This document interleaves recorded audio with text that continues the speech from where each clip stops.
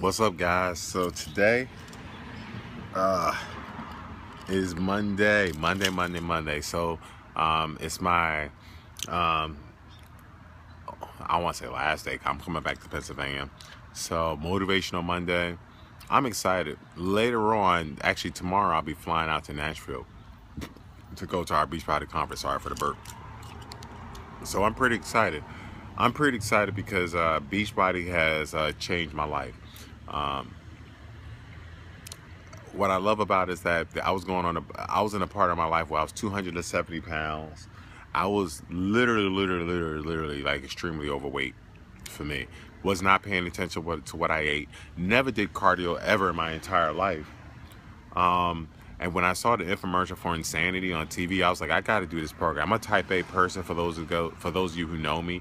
So when I see something that's hard, that attracts me. Something that's challenging, that attracts me. I'm always looking for the hardest, most challenging thing. So when I saw Insanity on TV and they said it's the hardest workout on DVD, I was excited. And I decided to go ahead and do the program and never looked back ever since. Since I've done Beachbody, I'll be honest, I never even knew of self-development.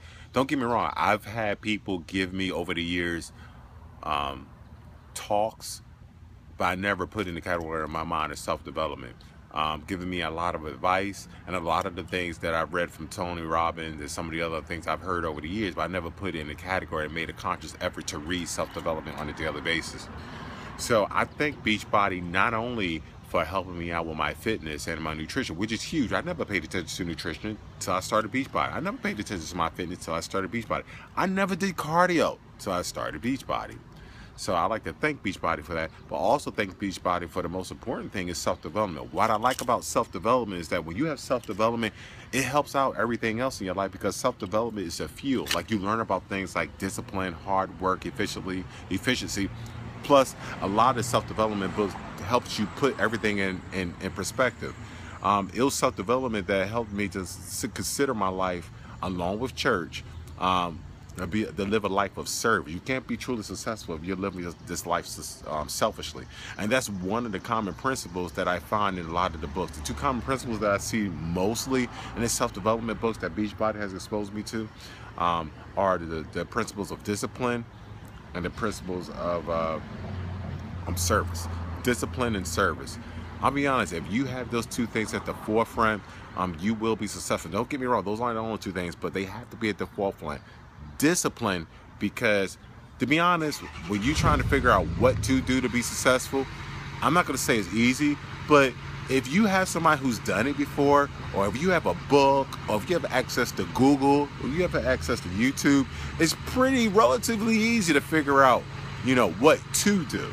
The problem is getting the discipline to do that day in and day out. That's the problem. Trust and believe. It's easy to figure out what to do because there's resources all over the place and people to figure out what to do. The problem is in here, okay? And the principle of service.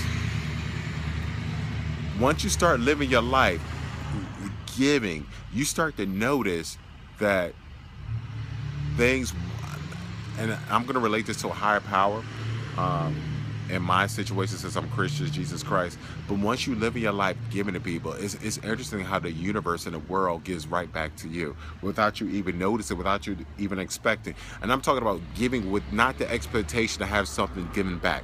Like, I'll be generous to somebody, not expecting anything from that person. Then all of a sudden, that person offers me like awesome advice that saves me thousands of dollars, or offers to give me a service for free that I would have had to pay somebody thousands of dollars for. I'm like, wow. Or offers to help me out in a time of need in the last minute. And that's all because I just live my life giving. There's some people who've given to me and I've done nothing for them. They just seen me give to somebody else or heard about me giving to somebody else, or saw something on Facebook that was of value. It's just wonderful. And here's the thing about it. The living a life of service is one of the things that, for instance, let me say this. If I told everybody traffic's at 7, okay, the good advice would be leave at 6. But that's one piece of advice that if everybody left at 6, then becomes horrible advice because now the traffic is moved from 7 to 6. And being selfish doesn't help because everybody's looking out for themselves. No one's looking out for each other. Then things don't get done. Living a life of service is one of those pieces of advice that if everybody follows that advice, it just makes the world better. It makes organizations run differently, more efficiently, more happily. It makes my emergency rooms run more efficiently, happily, better for patient care. When you are operating in the world in a realm of unselfishness and in the realm of thinking, what can I do to make this patient feels better, this customer feel better, my colleagues more comfortable. It just makes everything run more efficiently and smoothly. The Bible has it right when it talks about living life in service and worshiping God and giving to people, because it actually works. It actually works. Any other way doesn't work. I've had the opportunity years ago, because I read a lot of books. I read this. I'm not even go into that.